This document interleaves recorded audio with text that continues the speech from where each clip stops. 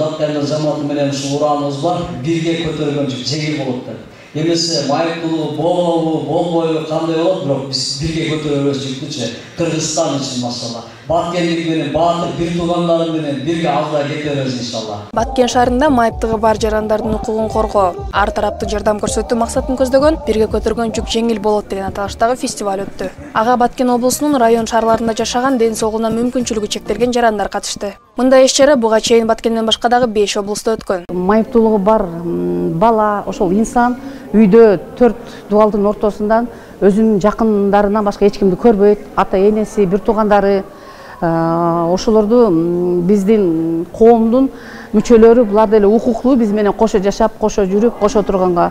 Ошон үчүн фестивалды уюштуруп, элге алып чыгайлы деп, областтын арасында фестиваль өткөрүп, жарыш өткөзүп, анан жеңген команда, анан ушулардан бирден жеңүүчү номинацияларды 3 декабрда майыптуулардын международный ошол күнүнө Бишкек шаарына алып барып катыштыруу. Бегайым Маматова көз оорусуна байланыштуу 3 топтогу майыптардын катарына кирет. Бала кезинен кол өнөрчүлүккө кызыккан. Бегайым бул фестивалга өз жасаган килем жана курактарды алып келген. Бир айда ушу машинага, сиденьясыга ушу килемдерди токуйм, жайнамаз токуйм, куржун токуйм аттарга.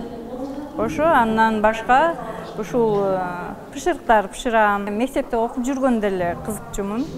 Килем токуганга, кечте сайганга, кечте да токуйм, баарын эле жасайм. Экинчи топтогу майыптыгы бар Нишанбебе Муса кызы бүгүнкү сынакка Илегиле командасы менен катышууда. Ал студент кезинен тарта тигичүлүккө кызыга баштаган. Кичинемден эмес, эми студент убактан кичине ачыла баштаган.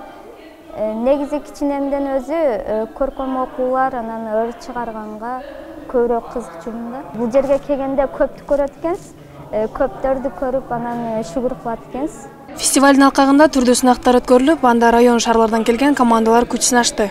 Фестиваль Думычалоо фонду жана Татка айымдар жамааты тарабынан уюштурулган. Баткен облусунда учурда мүмкүнчүлүгү чектелген 21 000 жаран бар. Сезимай Жураева, Сабира Бакирбек кызы, Саламедия, Баткен.